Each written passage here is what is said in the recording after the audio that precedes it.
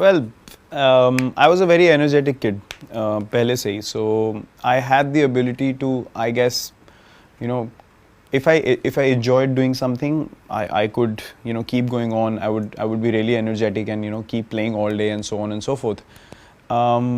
So I had that in me. I had that natural energy in me, but I probably didn't have the drive or the vision, the focus to channelize that energy well. Obviously, when your habits are not great, when you're young, you're not that disciplined. You're partying. You're not taking care of your rest. You have a few drinks as well. Your system's not responding the way it should be for a sportsman. And I think it has to be a thing that comes from within. It can't be taught to you. It can't be explained from the outside. So, luckily, that thing came to me itself, that you need to get your act right if you want to be a successful international cricketer. Because if you continue like this, you're just going to be one player who played for a few years and then disappeared because he wasn't disciplined enough or didn't maximize his potential. So I thought, okay, I love batting. I'm working hard at cricket, but how can I improve? How can I get better? What can I add to my game? And then the whole fitness thing struck me and it came to me, and actually I'm grateful for the fact that the game also moved simultaneously.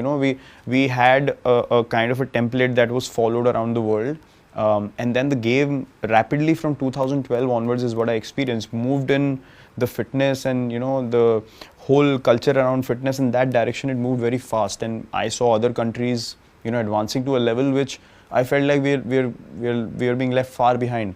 And that's why you saw when a young team came in 2013 Champions Trophy, we competed and we won, because that was the demand. But how do you make that young team sustain the excellence for a long period of time? So I started working on myself in 2012, midway after the IPL. About 2013 is the time that I became too lean. 2014 I continued like that. Then 2015 onwards, Mr. Shankar Basu, who was the Indian team trainer and worked in RCB as well, he introduced me to Olympic lifting and speed, strength and power endurance and these kind of things, and I had never experienced that before. And because I trusted him, he had worked with me for 8 years, he said, trust me, just give this a go and you will see wonders happening with your body.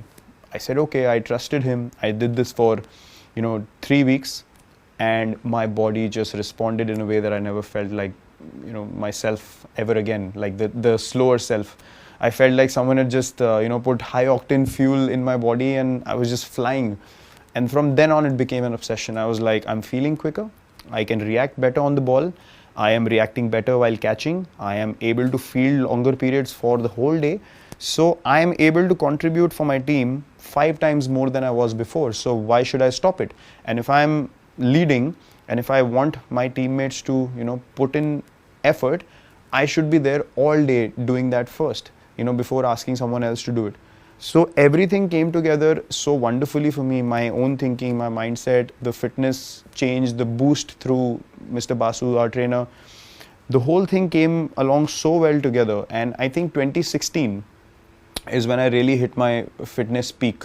And from then on, I've just maintained for the last 3-4 years. What's diet like for you at the moment? Look, for the last year and a half, I've been vegetarian. Before that, I was consuming meat, which was working well for me. In a phase, it worked really well for me. I think from 2016 Jan to about the end of the IPL, before we started playing Test cricket, we only had 5-6 months of T20 cricket. So I was just doing lifting and I was eating a lot of red meat and consuming a lot of meat. So I became a very explosive athlete and I was able to play the power game really well. But then Test matches came along. I had to put on a bit more fat, consume more carbohydrates. So I think having Basu sir around was the biggest help for me. Like, he would understand my body precisely the way I do, and he would tell me what to eat when, how to train and how not to train, and when to take rest, what to do while resting, how to recover. And I just followed everything to the T. I would just listen to him, and then I started understanding it myself. So he would tell me, you know what you need to do, and I would come back fresh when I took a break as well, because I understood it myself.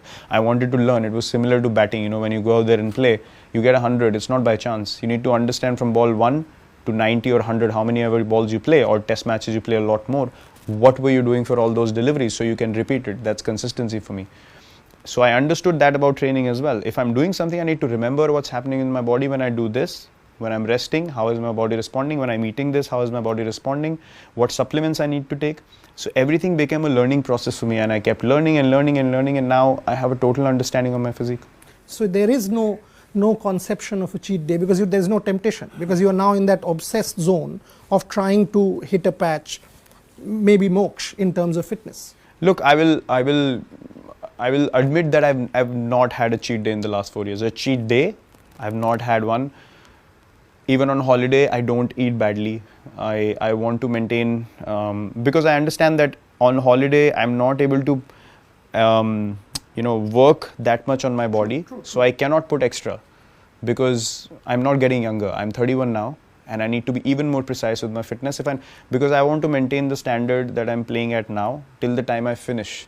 I don't want to be standing in the field and not being able to move the way I do right now. It's just not in me to play like that. If I can't do that, I will stop. So that is my vision. I want to be able to contribute till the last day I play for India the way I'm doing now, with the same energy, the same enthusiasm. So I will do anything and everything in my ability to achieve that on a daily basis. On tour, during games, I reward myself if I've gotten big runs. I reward myself if I've What's the reward? Reward is, so against, I would give you an example. When I got 235 against England in Mumbai, which was hot and humid. So day one, evening, I did not touch anything. I focused on my regular diet, and I was already batting on, I think, 100 plus on overnight. And then next day when I finished on 235, I was gone. I was cooked, because during the game I don't like to eat heavy. So I was focusing on bananas and water and a little bit of dal chawal and so on. So Basu sir told me, tonight, you can afford to eat anything you like. But even then I ordered, and I was eating meat that time. I ordered a chicken burger. I took off the top bun. I couldn't stop myself. I said, okay, one piece of bread is okay, not two.